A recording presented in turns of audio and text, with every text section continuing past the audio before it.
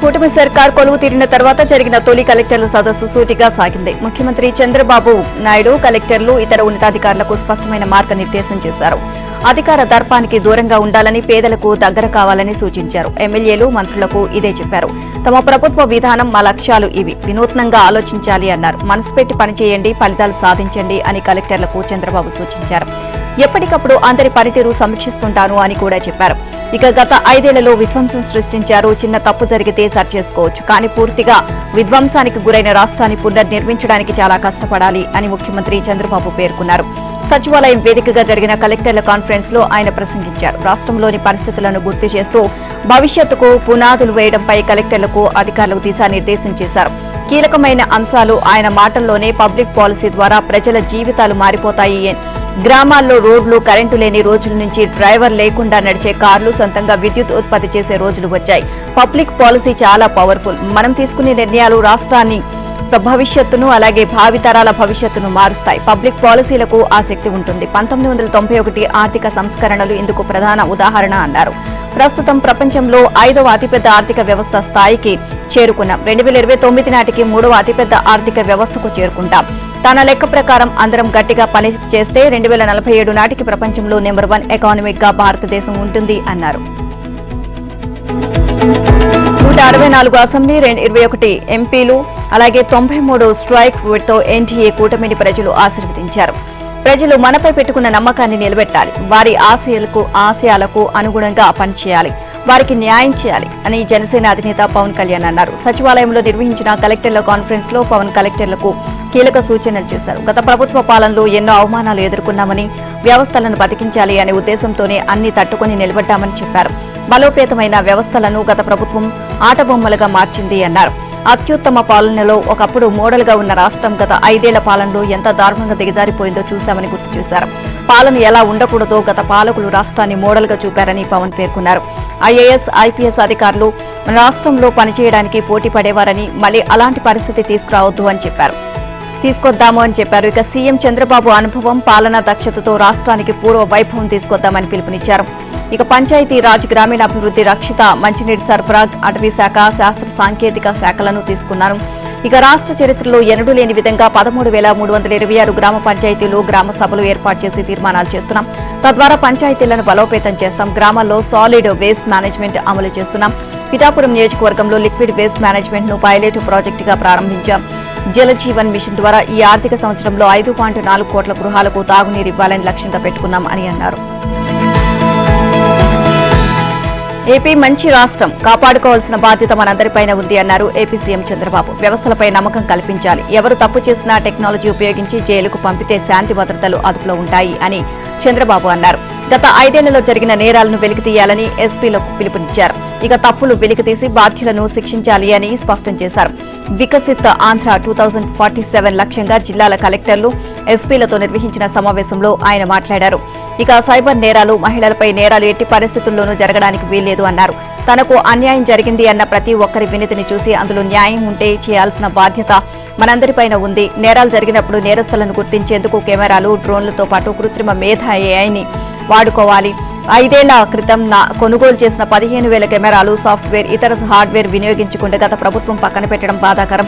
ఎవరు తప్పు చేసినా గుర్తించే వ్యవస్థ తీసుకొస్తే దానిని ఉపయోగించకపోవడం క్షమించరానిది అన్నారు. ఇక నేరాల కట్టడికి ప్రపంచం మొత్తం ఎలాంటి నాణ్యమైన టూల్స్ వినియోగిస్తున్నారో ఇక్కడ వాటినే వాడదాము అని సూచించారు. ఇక మదనపల్లిలో అగ్ని ప్రమాదం, అసలు గుట్టు తేల్చాలి అని డీజీపీ, సిఐడి, ఏడీజీని పంపా. క్షుణ్ణంగా పరిశీలిస్తే ప్రైవేటు ప్రాంతాల్లో ఫైలు పెట్టుకుని సబ్ కలెక్టర్ కార్యాలయాన్ని ధ్వంసం చేశారు. విశాఖపట్నం, తిరుపతి మాత్రమే కాదు, కొండలను సైతం మింగేశారు. ఇక 22A చేర్చడం, తర్వాత తీసేయడం భూ మాఫియా రాష్ట్రాన్ని భ్రష్టుపట్టించింది. లక్షల ఎకరాల సమస్య మన ముందుంది అన్నారు. వివేకానందరెడ్డి హత్యపై జరిగిన రోతపత్రికలో గుండెపోటు అని వస్తుంది. ఆయన కుమార్తె అడగ్గానే గొడ్డలిపోటు బయటపడుతోంది. ఇక క్రిమినల్ పాలిస్తే ఎలా ఉంటుందో చెప్పడానికి ఇదే నిదర్శనం అని చంద్రబాబు వ్యాఖ్యానించారు. సుదీర్ఘమైన ప్రసంగాలు లేవు, పేజీల కొద్దీ ప్రెజెంటేషన్లు లేవు. అంతా క్లుప్తంగా, స్పష్టంగా, సూటిగా, సుత్తి లేకుండా కలెక్టర్ల కాన్ఫరెన్స్ జరిగిన తీరిది. ముఖ్యమంత్రి చంద్రబాబు గతంతో పోలిస్తే ఈసారి వినూత్నంగా దీనిని నిర్వహించారు. సంబంధిత అంశాలపై తమ ప్రాధాన్యాలు ఏమిటో, తమకేం కావాలో ఆయన స్పష్టంగా చెప్పారు. సీనియర్ అధికారులు కూడా సుదీర్ఘ వివరణలో సమయం తినేయకుండా విషయం సూటిగా చెప్పేలా సీఎం జాగ్రత్త తీసుకున్నారు. వారి ప్రెజెంటేషన్లో ఎక్కడైనా ఏదైనా లోపం కనిపిస్తే అక్కడికక్కడే ఆ విషయాన్ని మొహమాటం లేకుండా చెప్పారు. దీంతో ఆయన అన్ని సునిశితంగా గమనిస్తున్నారు అనే సంకేతాలు వెళ్లాయి. గతంలో చంద్రబాబు హయాంలో కలెక్టర్ల కాన్ఫరెన్స్ 2 రోజులు జరిగేది. చిన్న చిన్న విషయాలపైన కొందరు అధికారులు సుదీర్ఘ చర్చలు పెట్టేవారు. ఈసారి దానికి అవకాశం లేకుండా సమావేశాన్ని 1 రోజుకు పరిమితం చేశారు. మధ్యాహ్నం భోజన విరామం సమయంలో తదుపరి ఎజెండాకు సమయం సరిపోదేమో అన్న అనుమానాన్ని కొందరు అధికారులు వ్యక్తం చేశారు. సమయం ఎలా వాడుకోవాలో మన చేతిలో ఉంటుంది. మొత్తం ఎజెండాను నేను పూర్తి చేస్తాను, కొంత సంక్షిప్తంగా వెళ్దాం అని చంద్రబాబు అన్నారు. ఆ మాట ప్రకారమే తర్వాత సమీక్షలు వేగంగా నడిపించారు. ఇక అధికారుల ప్రెజెంటేషన్లు అసమగ్రంగా ఉంటే అప్పటికప్పుడే చంద్రబాబు తప్పుపట్టారు. రోడ్లు, భవనాలు, రవాణా శాఖల ముఖ్య కార్యదర్శి కాంతిలాల్ దండే ప్రెజెంటేషన్ పై ఆయన అసంతృప్తి వ్యక్తం చేశారు. గతంలో ఏం తప్పులు జరిగాయో, మీ శాఖలో నెలకొన్న పరిస్థితి ఏమిటో చెప్పకుండా అందంగా ప్రెజెంటేషన్ ఇస్తే ఏం ఉపయోగం, సమస్య ఏమిటో ఎలా మొదలైందో కూడా చెప్పాలి కదా అని ఆయన వ్యాఖ్యానించారు. అమరావతి రాజధానిలో వైసీపీ ప్రభుత్వం చేసిన R5 జోన్ చిక్కుముడికి ముఖ్యమంత్రి చంద్రబాబు పరిష్కారం చూపారు. విజయవాడ, గుంటూరు నగరాలకు చెందిన పేదలకు వారి సొంత ప్రాంతాల్లోనే ఇళ్ల పట్టాలు ఇచ్చి ఇళ్ల నిర్మాణాలు చేపట్టాలి అని, లేదా టిడ్కో గృహాలను కేటాయించాలని నిర్ణయం తీసుకున్నారు. దీనికోసం భూ సమీకరణ, భూసేకరణ విధానాల్లో ముందుకు వెళ్లాల్సిందిగా ఆదేశించారు. కలెక్టర్ల సదస్సులో CRTA సంబంధిత అంశాలపై చర్చ సందర్భంగా ముఖ్యమంత్రి ఉన్నతాధికారులకు ఈ మేరకు నిర్దేశించారు. పేదలకు త్వరితగతిన ఇళ్ల కేటాయింపు చేపట్టాలి అని సూచించారు. చంద్రబాబు ఆదేశంతో R5 జోన్ వివాదానికి తెరపడింది. R5 జోన్లో ఇళ్ల పట్టాలు పొందిన లబ్ధిదారుల్లో చంద్రబాబు తీసుకున్న నిర్ణయం పట్ల సానుకూలత వ్యక్తమవుతోంది. అమరావతి రాజధాని విధ్వంసం పథకంలో భాగంగా జగన్ ప్రభుత్వం R5 జోన్ను తీసుకువచ్చారు అన్న విమర్శలు ఉన్నాయి. రాజధానిని శాశ్వతంగా విచ్ఛిన్నం చేసేందుకు, అమరావతిలో సెంటు పట్టాలు ఇచ్చేందుకు సిద్దమయ్యారు అని పేదలు సైతం భావిస్తున్నారు. అమరావతి మాస్టర్ ప్లాన్ మార్చే విషయంలో చట్టబద్దమైన ఇబ్బందులు తలెత్తడంతో జగన్ సర్కార్ నిబంధనలకు విరుద్ధంగా CRTA చట్టానికి సవరణ తీసుకొచ్చింది. వెంటనే మాస్టర్ ప్లాన్ లో మార్పులు చేసింది. పేదలందరికీ ఇళ్లు పథకంలో భాగంగా ఎన్టీఆర్, గుంటూరు జిల్లాలకు సంబంధించి పట్టణ, గ్రామీణ ప్రాంతాలకు చెందిన దాదాపు 43,000 మందిని ఎంపిక చేసింది. ఎన్నికలు సమీపిస్తున్న తరుణంలో హడావిడిగా R5 జోన్ లేఅవుట్లు వేసి ఇళ్ల పట్టాలను కేటాయించింది. అమరావతి రాజధానిలో తట్టెడు మట్టి వేయడానికి కూడా చేతులు రాని జగన్ ప్రభుత్వం R5 జోన్లో కోట్లు ఖర్చు పెట్టి మరీ లేఅవుట్లు వేసింది. లేఅవుట్లతో పాటు హడావిడిగా కొన్ని మౌలిక సదుపాయాలను కల్పించింది. బస్సులు పెట్టి లబ్ధిదారులను తీసుకువెళ్లి మ్యాపింగ్ చేయించింది. టీడీపీ కేంద్ర కార్యాలయంపై మూకదాడి ఘటనలో నిందితులపై హత్యాయత్నం తదితర సెక్షన్లు చేర్చడాన్ని హైకోర్టు సమర్థించింది. దర్యాప్తు అధికారి సైతం చర్య సహేతుకమైనదే అని అభిప్రాయపడింది. దాడి ఘటనకు సంబంధించి పూర్తి వివరాలు FIRలోనే ఉన్నాయని, దాని ఆధారంగా IPC సెక్షన్లు 307 హత్యాయత్నం, 326 ప్రమాదకర ఆయుధాలతో తీవ్రంగా గాయపరచడం వంటివి చేర్చకపోవడం అప్పటి దర్యాప్తు అధికారి అసమర్థతగా పేర్కొంది. కేసు ప్రాథమిక దశలో విస్మరించిన వివరాలను తర్వాతి దశలో సరిచేయడం తప్పేమీ కాదు అని తెలిపింది. దర్యాప్తులు సేకరించిన వివరాల ఆధారంగా అదనపు సెక్షన్లు చేర్చడం దర్యాప్తు అధికారి విధి అని స్పష్టం చేసింది. అదనపు సెక్షన్లు చేర్చే ముందు సంబంధిత మెజిస్ట్రేట్కు తెలియపరచాలి అని చట్ట నిబంధనల్లో నిర్దేశించలేదు అని తెలిపింది. FIRలో మార్పులు చేయడానికి చట్టం అనుమతించినప్పటికీ దర్యాప్తులో గుర్తించిన అంశాలు ఆధారంగా సెక్షన్లు సవరిస్తూ మెమో దాఖలు చేయడం సాధారణమైన అంశమేనని వెల్లడించింది. IPC 307, 326 సెక్షన్లను చేరుస్తూ దర్యాప్తు అధికారి వేసిన మెమోను తిరస్కరించాలని 4 నిందితుల తరపు న్యాయవాదులు చేసిన విజ్ఞప్తిని తోసిపుచ్చింది. ఇక టీడీపీ కేంద్ర కార్యాలయంపై మూకదాడి ఘటనలో గుంటూరుకు చెందిన అచ్చల వెంకటరెడ్డి, పత్తుల దేవానంద్, షేక్ ఖాజా మొహిదుద్దీన్, షేక్ మస్తాన్ వలీలను పోలీసులు అరెస్ట్ చేసి మెజిస్ట్రేట్ ముందు హాజరుపరిచారు. ఇక వీరికి జూలై 3న మెజిస్ట్రేట్ జ్యుడిషియల్ కస్టడీ విధించారు. ట్రయల్ కోర్టు బెయిల్ ఇచ్చేందుకు నిరాకరించడంతో వీరు హైకోర్టును ఆశ్రయించారు. ఈ వ్యాజ్యంపై ఇటీవల ఇరువైపు వాదనలు ముగియడంతో తీర్పును రిజర్వ్ చేసిన న్యాయమూర్తి సోమవారం తన నిర్ణయాన్ని వెల్లడించారు. గత ప్రభుత్వం వివాదాస్పద రీతిలో ప్రవేశపెట్టిన బాత్రూంల ఫోటోల యాప్కు ప్రభుత్వం ఫుల్ స్టాప్ పెట్టింది. బాత్రూం ఫోటోలు తీసి అప్లోడ్ చేసే యాప్ను పాఠశాల విద్యాశాఖ తొలగించింది.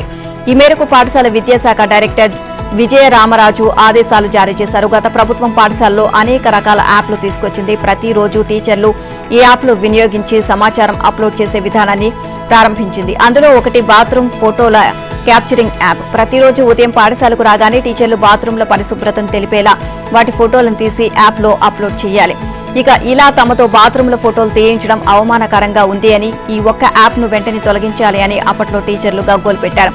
కానీ ప్రభుత్వం వినిపించుకోలేదు. అయితే ఇది టీచర్లను అవమానించినట్లుగా ఉంది అని భావించిన టీడీపీ ప్రభుత్వం యాప్ను పూర్తిగా తొలగించింది. యాప్ను తొలగించినందుకు ఏపీటీఎఫ్ అధ్యక్ష ప్రధాన కార్యదర్శులు G Hrudayaraju, S Chiranjeevi, Nobel teachers సంఘం అధ్యక్ష ప్రధాన కార్యదర్శులు ఎన్ వెంకట్రావు, బి హైమారావు ప్రభుత్వానికి కృతజ్ఞతలు తెలియజేశారు.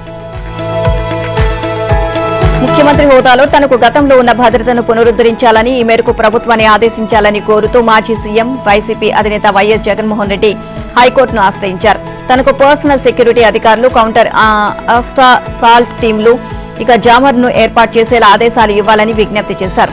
ముఖ్యమంత్రి హోదాలో కేంద్ర ప్రభుత్వం తనకు కల్పించిన జెడ్ ప్లస్ సెక్యూరిటీని ఎలాంటి ముందస్తు నోటీసులు ఇవ్వకుండా తగ్గించడాన్ని చట్టవిరుద్ధమైన చర్యగా ప్రకటించాలని కోరారు. కేంద్ర హోంశాఖ కార్యదర్శి, రాష్ట్ర హోంశాఖ ముఖ్య కార్యదర్శి, డీజీపీ, నిఘా విభాగం ఐజీ, గుంటూరు ఎస్పీ, రాష్ట్ర స్థాయి సెక్యూరిటీ రివ్యూ కమిటీని తన పిటిషన్లో ప్రతివాదులుగా చేర్చారు. 2019లో విశాఖ ఎయిర్పోర్టులో నాపై కోడికత్తుతో దాడి జరిగింది. రాష్ట్ర రాజకీయ పరిస్థితుల దృష్ట్యా ముఖ్యమంత్రి కాకముందే తనకు ఉన్నత స్థాయి భద్రత కల్పించారు. తాను సీఎం అయ్యాక జెడ్ ప్లస్ కేటగిరీ కింద 139 మందితో రక్షణ కల్పించారు. 2024 ఎన్నికల ఫలితాలు ప్రకటించిన నెల గడవకు ముందే తనకున్న భద్రతా సిబ్బంది సంఖ్యను 59కి తగ్గించారు. ఎలాంటి నోటీసు ఇవ్వకుండా రక్షణ తగ్గించడం సహజ న్యాయ సూత్రాలను ఉల్లంఘించడమే అని అన్నారు. సీఎం హోదాలో నాకున్న జెడ్ ప్లస్ భద్రతను పునరుద్దరించాలని కోరుతూ జూన్ 7న కేంద్ర హోంశాఖకు వినతి పత్రం సమర్పించారు. ఈ అంశాలను పరిగణలోకి తీసుకుని జూన్ 3 వరకు నాకున్న భద్రతను పునరుద్దరించేలా ఆదేశాలు ఇవ్వండి అని జగన్ పిటిషన్లో కోరారు.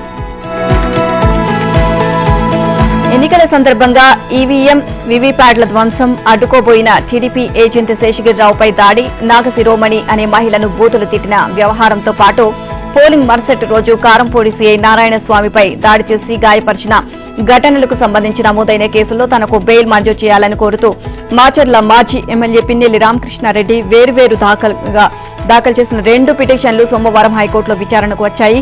ఈ వ్యవహారంపై పూర్తి వివరాలు సమర్పించాలని పోలీసుల న్యాయస్థానం ఆదేశించింది. విచారణను వారం రోజులుగా వాయిదా వేసింది. ఈ మేరకు హైకోర్టు న్యాయమూర్తి డాక్టర్ జస్టిస్ వీఆర్కే కృపాసాగర్ సోమవారం ఉత్తర్వులిచ్చారు. ఎన్నికల సందర్భంగా మే 13న పోలింగ్ కేంద్రం వద్ద జరిగిన ఘటన, తదనంతరం చోటు చేసుకున్న పరిణామాలకు సంబంధించి పల్నాడు జిల్లా రెంటచింతల పోలీసులు పిన్నెల్లి రామకృష్ణారెడ్డి, అతని అనుచరులు 15 మందిపై హత్యాయత్నం, మరికొన్ని సెక్షన్ల కింద కేసు నమోదు చేశారు. మే 14న పిన్నెల్లి రామకృష్ణారెడ్డి, అతని సోదరుడు వెంకట్రామరెడ్డి అనుచరులు కారంపూడిలో దాడులకు పాల్పడుతుండగా అడ్డుకోబోయిన సీఐ నారాయణస్వామిపై దాడి చేసి గాయపరిచారు. సీఐ ఫిర్యాదుతో పిన్నెల్లి సోదరులు, అతని అనుచరులపై పోలీసులు హత్యాయత్నం, మరికొన్ని సెక్షన్ల కింద కేసు నమోదు చేశారు. ఈ కేసులో అరెస్టైన పిన్నెల్లి ప్రస్తుతం నెల్లూరు కేంద్ర కారాగారంలో రిమాండ్ ఖైదీగా ఉన్నారు. ఈ కేసులో ఆయనకు బెయిల్ మంజూరు చేసేందుకు ఇటీవల గురజాల కోర్టు నిరాకరించింది. పౌర సరఫరాల శాఖలో అక్రమాలను అరికడతామని ముఖ్యమంత్రి చంద్రబాబు తెలియజేశారు. 48 గంటల్లోగా రైతులకు డబ్బులు చెల్లించాల్సిందేనని, రైతులకు గోతాలు, గోనె సంచులు కూడా ఇవ్వలేని పరిస్థితిని మళ్లీ తీసుకురావద్దు అని స్పష్టం చేశారు. సోమవారం కలెక్టర్ల సమావేశంలో చంద్రబాబు దీనిపై ఆదేశాలు జారీ చేశారు. ఇంటింటికి రేషన్ సరుకుల పంపిణీ పేరుతో గత ప్రభుత్వంలో వాహనాలకు 200 కోట్లకు పైగా ఖర్చు పెట్టారని, అదంతా అనవసరపు ఖర్చు తప్ప వాటి వల్ల కార్డుదారులకు ప్రయోజనం లేదు అన్నారు. ఇలా ఒక పద్ధతి లేని వ్యవస్థను తీసుకురావడమే కాకుండా ఒక్కో వాహనానికి 15 రోజులే పనిచెప్పి వాటిపై పనిచేసే 2 వ్యక్తులకు నెలంతా గత ప్రభుత్వం జీతాలు చెల్లించింది అని, మిగిలిన 15 రోజుల్లో ఆ వాహనాలను బియ్యం అక్రమ వ్యాపారానికి వినియోగించారని ఆగ్రహించారు. అందుకే రేషన్ బియ్యం సులువుగా పక్కదారి పట్టేవని అన్నారు. కాగా రాష్ట్రంలో ఏ మున్సిపాలిటీలో కూడా చెత్త కనపడడానికి వీల్లేదని చంద్రబాబు అధికారులను ఆదేశించారు. స్వచ్ఛ భారత్ కు కేంద్రం ఇచ్చిన డబ్బులకు ఇప్పటిదాకా యూటిలైజేషన్ సర్టిఫికేట్ ఇవ్వలేదు అని కేంద్ర అధికారులు చెబుతున్నారని అన్నారు. వెంటనే యూసీలను ఇచ్చేలా చర్యలు తీసుకోవాలని ఆదేశించారు. విశాఖపట్నం రైల్వే స్టేషన్లో ఆదివారం జరిగిన రైలు ప్రమాదంలో సిబ్బంది నిర్లక్ష్యం ఉంది అన్న వాదన బలంగా వినిపిస్తోంది. ఈ ఘటనలో అనేక ప్రశ్నలకు సమాధానాలు లభించడం లేదు. రాయ్పూర్ నుంచి శనివారం బయలుదేరిన కోర్బా ఎక్స్ప్రెస్ ఆదివారం ఉదయం 6:45 విశాఖపట్నం 4వ నెంబర్ ప్లాట్ఫామ్ పైకి చేరుకుంది. ఇదే రైలు కోచింగ్ కాంప్లెక్స్ కు వెళ్లి క్లీనింగ్ ప్రక్రియ పూర్తి చేసుకుని తిరుపతికి బయలుదేరి వెళ్లడానికి 1 గంట కల్లా స్టేషన్ కు రావాలి. 22 కోచ్ల రైలును శుభ్రం చేయడానికి కనీసం 4 గంటలు పడుతుంది. రైలు క్లీనింగ్ ముఖ్యమంత్రి రేవంత్ రెడ్డి అమెరికా పర్యటనలో తొలి రోజే ప్రముఖ అంతర్జాతీయ ఐటీ దిగ్గజ కంపెనీ కాగ్నిజెంట్ శుభవార్త అందించింది. నగరంలో భారీ విస్తరణ ప్రణాళికను ప్రకటించింది. హైదరాబాద్ లో దాదాపు 15,000 మంది ఉద్యోగులకు పని కల్పించేలా కొత్త క్యాంపస్ నెలకొల్పనున్నట్లు ప్రకటించింది. 20,000 మంది ఉద్యోగులు పనిచేసే సామర్థ్యం కలిగి ఉండేలా 10 లక్షల చదరపు అడుగుల స్థలంలో దీన్ని నెలకొల్పుతాము అని కాగ్నిజెంట్ సీఈఓ రవికుమార్ ప్రకటించారు. 2002లో కేవలం 180 మంది ఉద్యోగులతో హైదరాబాద్ లో తొలి కార్యాలయం ప్రారంభించిన ఈ సంస్థ ప్రస్తుతం నగరంలో 5 కార్యాలయాలు 18,000 మంది ఉద్యోగులను కలిగి ఉంది. కొత్త సాంకేతిక పరిజ్ఞానంలో పనిత విస్తరించాలి అన్న కంపెనీ లక్ష్యానికి అనుగుణంగా హైదరాబాద్ లో కొత్త క్యాంపస్ నెలకొల్పనున్నట్లు సీఈఓ రవికుమార్ వెల్లడించారు.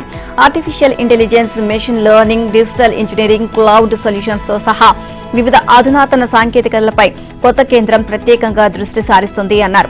సోమవారం సీఎం రేవంత్ రెడ్డి, ఐటీ పరిశ్రమల శాఖ మంత్రి శ్రీధర్ బాబు ఉన్నతాధికారుల బృందం న్యూజెర్సీలోని కాగ్నిజెంట్ ప్రధాన కార్యాలయంలో సీఈఓ రవికుమార్ తో సమావేశమైంది. ఈ సందర్భంగా రాష్ట్ర ప్రభుత్వంతో కంపెనీ పరస్పర అవగాహన ఒప్పందం కుదుర్చుకుంది. ఐటీ రంగానికి మరింత అనుకూలమైన వాతావరణం కల్పించేందుకు తమ ప్రభుత్వం కృతనిశ్చయంతో ఉంది అని కాగ్నిజెంట్తో ఎంఓయూ సందర్భంగా సీఎం రేవంత్ రెడ్డి అన్నారు. కాగ్నిజెంట్ కంపెనీ కొత్త సెంటర్ ఏర్పాటుతో ప్రపంచ టెక్నాలజీ కంపెనీలన్నీ హైదరాబాద్ ను తమ ప్రధాన గమ్యస్థానంగా ఎంచుకుంటాయని అభిప్రాయపడ్డారు. కంపెనీకి ప్రభుత్వ పరంగా పూర్తి సహకారం అందిస్తామని, ఈ విస్తరణతో రాష్ట్రంలో వేలాది మంది యువతకు ఉద్యోగాలతో పాటు రాష్ట్ర ఆర్థిక వ్యవస్థపై సానుకూల ప్రభావం ఉంటుంది అని తెలియజేశారు. హైదరాబాద్ తో పాటు తెలంగాణలోని ద్వితీయ శ్రేణి నగరాల్లో కూడా ఐటీ సేవలను విస్తరించాలని ముఖ్యమంత్రి చేసిన సూచనకు కంపెనీ ప్రతినిధులు సానుకూలత వ్యక్తం. తెలంగాణ ప్రభుత్వం నూతనంగా ఏర్పాటు చేసిన స్కిల్ యూనివర్సిటీకి చైర్మన్ గా ప్రముఖ పారిశ్రామికవేత్త మహీంద్రా గ్రూప్ అధినేత ఆనంద్ మహీంద్రా వ్యవహరిస్తారు అని సీఎం రేవంత్ ప్రకటించారు. న్యూజెర్సీలో తెలంగాణ ప్రవాసుల సభలో ఈ విషయాన్ని ఆయన వెల్లడించారు. కొద్ది రోజుల్లో ఆనంద్ మహీంద్రా బాధ్యతలు స్వీకరిస్తారని ఆయన తెలియజేశారు. తెలంగాణ యువతను ప్రపంచంలోనే ఉత్తమ నైపుణ్యం కలిగిన వారిగా తీర్చిదిద్దాలి అనే లక్ష్యంతో ప్రభుత్వ ప్రైవేటు భాగస్వామ్యంతో ఏర్పాటైన స్కిల్ యూనివర్సిటీకి అంతర్జాతీయంగా పేరున్న ప్రముఖుణ్ణి చైర్మన్ గా నియమిస్తామని సీఎం అసెంబ్లీలో ప్రకటించిన విషయం తెలిసిందే. కాగా ఆనంద్ మహీంద్రా ఇటీవల హైదరాబాద్ లో సీఎం ని కలిసిన సందర్భంలోనూ స్కిల్ యూనివర్సిటీపై చర్చలు జరిపారు. కాళేశ్వరం ప్రాజెక్టుల వైఫల్యంపై భూపాలపల్లి జిల్లా కోర్టు సంచలన ఆదేశాలు జారీ చేసింది. బ్యారేజీలో జరిగిన నష్టంపై ప్రైవేటు పిటిషన్ను విచారించిన Bhupalpally principal judicial first class magistrate మాజీ ముఖ్యమంత్రి కేసీఆర్ అప్పటి నీటిపారుదల శాఖ మంత్రి తన్నీరు హరీష్ రావుకు తాకీదులు జారీ చేసింది. వీరితో పాటు మరో 6 కూడా సెప్టెంబర్ 5న వ్యక్తిగతంగా హాజరు కావాలి అంటూ ఆదేశాలిచ్చింది. ఈ నోటీసులను జిల్లా కోర్టు గత నెల 30న రిజిస్టర్ పోస్టు ద్వారా వారికి పంపింది. ఇక 1,00,000 కోట్ల ప్రజాధనం వెచ్చించి నిర్మించిన కాళేశ్వరం ప్రాజెక్టు 10వ బ్లాక్లోని పిల్లర్లు కుంగిపోయి పనికి రాకుండా పోవడానికి ప్రధానంగా ప్రాజెక్టు నిర్మాణంలో చోటు చేసుకున్న అవకతవకలు, పదే డిజైన్లలో మార్పులు, నాణ్యత ప్రమాణాలు పాటించకపోవడం లాంటి అంశాలే కారణమని, ఇందుకు బాధ్యులను గుర్తించి ఎఫ్ఐఆర్ నమోదు చేయాలని భూపాలపల్లి జిల్లా కేంద్రానికి చెందిన సామాజిక కార్యకర్త నాగవెల్లి రాజలింగమూర్తి 2023 అక్టోబర్ 25న భూపాలపల్లి ఎస్పీకి ఫిర్యాదు చేశారు. బాధ్యులను గుర్తించాక వారిని విచారించాలని కోరుతూ జిల్లా అదనపు principal judicial first class magistrate కోర్టులో కూడా పిటిషన్ దాఖలు చేశారు. ఈ వ్యవహారంలో అప్పటి సీఎం కేసీఆర్, నీటిపారుదల శాఖ మంత్రి హరీష్ రావు, ఆ పార్టీకి చెందిన పలువురు నేతలు, అధికారులు ప్రాజెక్టు నిర్మాణ సంస్థలను కూడా విచారించాలని కోరగా అప్పట్లో ఈ పిటిషన్ను కోర్టు కొట్టివేసింది. దీన్ని రాజలింగమూర్తి హైకోర్టులో సవాల్ చేశారు. జిల్లా కోర్టులోనే రివిజన్ పిటిషన్ను దాఖలు చేయాల్సిందిగా హైకోర్టు సూచించడంతో తిరిగి పిటిషన్ వేశారు. దీన్ని స్వీకరించిన కోర్టు తాజాగా నోటీసులు జారీ చేసింది. దేశానికి స్వాతంత్ర్యం సిద్ధించిన ఆగస్టు 15న ఉమ్మడి ఖమ్మం జిల్లా ప్రజల చిరకాల వాంఛను నెరవేరుస్తూ సీఎం రేవంత్ రెడ్డి చేతుల మీదుగా సీతారామ ప్రాజెక్టు పంపు హౌస్లను జాతికి అంకితం చేస్తామని వ్యవసాయ శాఖ మంత్రి తుమ్మల నాగేశ్వరరావు ప్రకటించారు. బైరాలో 1,00,000 మంది రైతులతో బహిరంగ నిర్వహిస్తామని తెలియజేశారు. సభ స్థలాన్ని ఖమ్మం కలెక్టర్ మజ్మల్ ఖాన్, ఖమ్మం సిపి సునీల్ దత్ తదితరులతో కలిసి తుమ్మల పరిశీలించారు. నాగార్జున సాగర్ ప్రాజెక్టు చరిత్రలోని తొలిసారిగా ఆగస్టు 5న సాగర్ జలాలను విడుదల చేసిన చరిత్ర కాంగ్రెస్ ప్రభుత్వానికి దక్కుతుంది అన్నారు. ఒకవైపు కృష్ణా జలాలు, మరోవైపు గోదావరి జలాలు వైరా రిజర్వాయర్స్ తో సహా ఖమ్మం జిల్లాలో ఆగస్టు 15 నాటికి ప్రవహించాయని తెలియజేశారు. అలాగే రైతు రుణమాఫీకి సంబంధించి కూడా సీఎం రేవంత్ రెడ్డి వైరా సభలో స్పష్టమైన ప్రకటన చేస్తారని చెప్పారు. ఆగస్టు 15న రైతు దినోత్సవంగా జరుపుకోబోతున్నామని వెల్లడించారు. డిప్యూటీ సీఎం భట్టి విక్రమార్క సొంత ప్రాంతంలో సీఎం బహిరంగ సభ నిర్వహించేందుకు ఆయన కూడా ప్రత్యేక చొరవ తీసుకుంటున్నారు అని తుమ్మల నాగేశ్వరరావు తెలియజేశారు.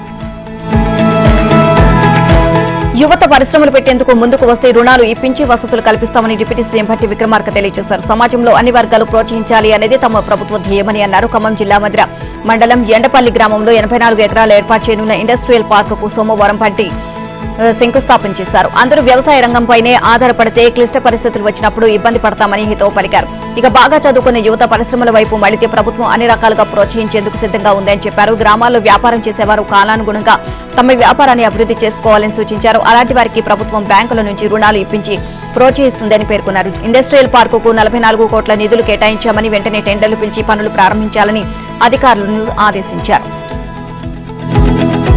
ప్రభుత్వ ఆసుపత్రుల్లో ప్రస్తుత పరిస్థితుల దృష్ట్యా హైదరాబాద్లోని ఉస్మానియా, గాంధీ ఆసుపత్రుల్లో సూపర్ స్పెషాలిటీ వైద్యుల బదిలీలను నిలిపివేయాలని రాష్ట్ర వైద్య ఆరోగ్య శాఖ మంత్రి దామోదర రాజ నరసింహ ఆదేశించారు. గాంధీ, ఉస్మానియాలో వైద్య సేవలకు అంతరాయం కలగకుండా చూసేందుకు ఈ నిర్ణయం తీసుకున్నారు. సోమవారం ఇక్కడ మంత్రి వైద్య ఆరోగ్య శాఖ ఉన్నతాధికారులతో ఉన్నత స్థాయి సమీక్ష సమావేశం నిర్వహించారు. ఈ సమావేశంలో ఆంధ్రజ్యోతి ప్రధాన సంచికలో ప్రచురితమైన డాక్టర్లు ఏరి కథనం చర్చకు వచ్చింది. గత 5 ఏళ్లలో బీజేపీ పాలనలో జరిగిన జమ్మూ కాశ్మీర్ అభివృద్ధి కాంగ్రెస్ కనిపించడం లేదా అని కేంద్ర బొగ్గు గనుల శాఖ మంత్రి, జమ్మూ కాశ్మీర్ బీజేపీ ఎన్నికల ఇన్ఛార్జ్ కిషన్ రెడ్డి ప్రశ్నించారు. జమ్మూ కాశ్మీర్ అభివృద్ధికి అడ్డుగా ఉండి అక్కడి ప్రజల స్వేచ్ఛకు సంకెళ్లుగా మారిన ఆర్టికల్ 370 రద్దు చేయడాన్ని కాంగ్రెస్ బ్లాక్ డేగా పరిగణించడంపై మండిపడ్డారు. దేశానికి స్వాతంత్ర్యం వచ్చినప్పటి నుంచి 2019 వరకు కాశ్మీర్లో అశాంతికి, అభివృద్ధి జరగకపోవడానికి కాంగ్రెసే కారణమని అన్నారు. వెనుకబాటు కుటుంబ రాజకీయాల నుంచి జమ్మూ కాశ్మీర్ కు స్వతంత్రత కల్పించినందుకు బ్లాక్ డే నిర్వహిస్తున్నారా అంటూ కాంగ్రెస్ నిలదీశారు. కాగా ఎన్నికల హామీ మేరకు రైతులందరికీ రుణమాఫీ అమలు చేయాలని బీజేపీ రాష్ట్ర అధికార ప్రతినిధి ఎన్వి సుభాష్ ప్రభుత్వాన్ని డిమాండ్ చేశారు. ప్రభుత్వం 2 దఫాలుగా రుణమాఫీ అమలు చేసినట్లు ప్రకటించినా ఇప్పటికీ వేలాది మంది రైతులు బ్యాంకుల చుట్టూ తిరుగుతున్నారని తెలియజేశారు. పార్టీ రాష్ట్ర కార్యాలయంలో తాము ఏర్పాటు చేసిన రైతు సేవా కేంద్రానికి పెద్ద సంఖ్యలో రైతులు ఫోన్లు చేసి రుణమాఫీ అమలు కాలేదని వాపోతున్నారని వివరించారు.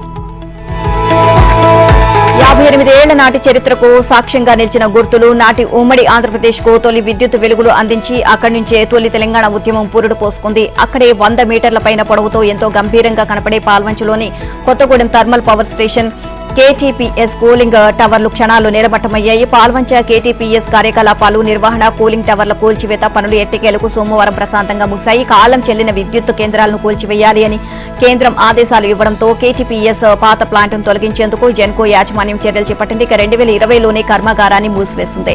ఇక కర్మాగారంలోని తుక్కు సామగ్రిని తీసుకొని కూల్చివేసేందుకు ఓ ప్రైవేటు కంపెనీకి కాంట్రాక్ట్ అప్పగించింది. ఈ నేపథ్యంలోని తాజాగా కంపెనీ సుమారు 30 మంది సిబ్బందితో పేలుడు పదార్థాలను ఉపయోగించి సాంకేతికత సహాయంతో 8 భారీ కూలింగ్ టవర్లను క్షణాలు నేలమట్టం చేసింది. 1966లో ఏపీఎస్ఈబీ పాల్వంచలో విద్యుత్ ఉత్పత్తి కోసం కేటీపీఎస్ కర్మాగారాన్ని ప్రారంభించింది. మొత్తం 3 యూనిట్ల ద్వారా 720 మెగావాట్ల విద్యుత్ ఉత్పత్తి ప్రారంభించింది. అప్పటి నుంచి నిరంతరాయంగా విద్యుత్ ఉత్పత్తి చేస్తూ పాల్వంచ కేటీపీఎస్ ఎన్నో మైలురాళ్లను చేరుకుంది.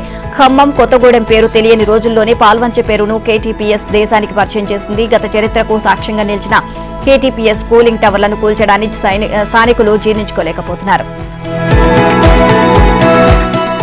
బీఆర్ఎస్ ఎమ్మెల్యేల ఫిరాయింపులపై ఆ పార్టీ అధినాయకత్వం ప్రత్యేకంగా దృష్టి సారించింది. పార్టీ మారిన ఎమ్మెల్యేల అనర్హత విషయంలో చట్టపరమైన చర్యలు తీసుకునేందుకు ప్రయత్నాలు ముమ్మరం చేస్తుంది. తెలంగాణలో త్వరలోనే ఉప ఎన్నికలు వస్తాయని బీఆర్ఎస్ వర్కింగ్ ప్రెసిడెంట్ కేటీఆర్ చెప్పారు. పార్టీ మారిన ఎమ్మెల్యేలకు ప్రజాక్షేత్రంలోనే బుద్ధి చెప్తామని అన్నారు. ప్రస్తుతం ఆయన ఢిల్లీలో మకాం వేశారు. ఇక గతంలో ఒకసారి హరీష్ రావుతో కలిసి ఢిల్లీకి వచ్చి 3 రోజులు న్యాయ నిపుణులతో చర్చించారు. ఇక ఎమ్మెల్యేల ఫిరాయింపులపై ఢిల్లీ వేదికగానే న్యాయ పోరాటం చేస్తామని గత నెల 9న మీడియాతో చెప్పారు. త్వరలోనే మళ్లీ ఢిల్లీ వచ్చి రాష్ట్రపతి, లోక్సభ స్పీకర్, రాజ్యసభ చైర్మన్ ను కలిసి పరిస్థితిని వివరిస్తామని కేటీఆర్ తెలియజేశారు. చెప్పినట్లుగానే నెల రోజులు తిరక్క ముందే మరోసారి ఢిల్లీ వచ్చారు. ఈసారి కేటీఆర్ తో పాటు హరీష్, కొత్త ప్రభాకర్ రెడ్డి, జగదీష్ రెడ్డి, గంగుల కమలాకర్, రాజ్యసభ సభ్యుడు వద్దిరాజు రావిచంద్ర, న్యాయవాది మోహిత్రావు ఉన్నారు. శనివారం సాయంత్రమే ఢిల్లీకి వచ్చిన బీఆర్ఎస్ నేతలు ఆది, సోమవారాలు పూర్తిగా ఎమ్మెల్యేల ఫిరాయింపులపైనే దృష్టి కేంద్రీకరించారు. అందులో భాగంగానే సోమవారం రాజ్యాంగ నిపుణులు చెప్పినట్లు ఆజిమ సుందరాన్ని కలిశారు. ఇక సుప్రీంకోర్టు మార్గదర్శకాలు స్పష్టంగా ఉన్నందున హైకోర్టు సైతం ఎక్కువ కాలం వాయిదా వేసే అవకాశం లేదని న్యాయ నిపుణులు తెలియజేశారు. పార్టీ మారిన ఎమ్మెల్యేల అనర్హత పిటిషన్లపై శాసనసభ స్పీకర్ ఎప్పటిలోగా నిర్ణయం తీసుకుంటారు? హైకోర్టు ప్రశ్నించింది. 6 నెలల, 7 ఏళ్ల, 3 ఏళ్ల ఎంత సమయం పడుతుంది అని అడ్వకేట్ జనరల్ సుదర్శన్ రెడ్డిని ప్రశ్నించింది. అనర్హత పిటిషన్లపై నిర్ణయం తీసుకునేలా ఆదేశించాలి అంటూ దాఖలైన పిటిషన్లను ఎన్ని రోజులు పెండింగ్ లో ఉంచాలి అని అడిగింది. పార్టీ ఫిరాయించిన ఎమ్మెల్యేలు దానం నాగేందర్, కడియం శ్రీహరి, తెల్లం వెంకట్రావుపై అనర్హత వేటు వేసేలా ఆదేశాలు ఇవ్వాలని కోరుతూ బీఆర్ఎస్ ఎమ్మెల్యేలు పాడి కౌశిక్ రెడ్డి, కేపీ వివేకానంద, బీజేఎల్పీ నేత ఏలేటి మహేశ్వర్ రెడ్డి దాఖలు చేసిన పిటిషన్లపై జస్టిస్ బి విజయసేన్ రెడ్డి సోమవారం విచారణ కొనసాగించారు. ప్రభుత్వం తరపున అడ్వకేట్ జనరల్ సుదర్శన్ రెడ్డి వాదనలు కొనసాగిస్తూ బీఆర్ఎస్ ఎమ్మెల్యేల తరపున న్యాయవాదులు ప్రస్తావించిన కైషం మేఘా చంద్ర సింగ్, రాజేంద్ర సింగ్ రాణా, ఇక కిహోటో హోల్సేల్స్ కేసులు ప్రస్తుత సందర్భానికి వర్తించవు అని తెలియజేశారు. ఇక అత్యంత తాజాగా జస్టిస్ డివై చంద్రచూడ్ నేతృత్వంలోని 5 సభ్యుల సుప్రీంకోర్టు ధర్మాసనం ఇచ్చిన మహారాష్ట్రకు సంబంధించిన Subhash Desai versus Maharashtra governor principal secretary కేసును ప్రస్తావించారు. గతంలో ఇదే హైకోర్టు డివిజన్ బెంచ్ ఇచ్చిన ఎర్రబెల్లి దయాకర్ రావు వర్సెస్ తలసాని శ్రీనివాస్ యాదవ్ కేసులు ఇప్పటికీ అమల్లో బంగ్లాదేశ్ పరిణామాలపై మోదీ నేతృత్వంలోని కేబినెట్ కమిటీ ఉన్నత స్థాయి సమీక్ష నిర్వహించింది. సమీక్షలో రక్షణ మంత్రి రాజ్నాథ్ సింగ్, హోంమంత్రి అమిత్ షా, విదేశాంగ మంత్రి జయశంకర్, ఆర్థిక మంత్రి నిర్మలా సీతారామన్ పాల్గొన్నారు. బంగ్లాదేశ్ లో చదువుకుంటున్న భారత విద్యార్థులు పూర్తి స్థాయిలో వెనక్కి తిరిగి రాలేదు. ఇక అక్కడ కోటా ఆందోళనలు మొదలైనప్పటి నుంచి గత నెల 22 వరకు 2894 మంది విద్యార్థులు వెనక్కి వచ్చారు. ఇంకా 3000 మంది వరకు ఉన్నారు అని వారిని వెనక్కి తీసుకొచ్చే ఏర్పాట్లు చేస్తున్నామని విదేశాంగ శాఖ తెలియజేసింది. కాగా ఇండో బంగ్లా మధ్య గూడ్స్ లారీలను నడిపే భారత డ్రైవర్లు సరిహద్దులో చిక్కుకుపోగా ఆది సోమవారాల్లో వారిని వెనక్కి రప్పించినట్లు బీఎస్ఎఫ్ అధికారులు తెలియజేశారు.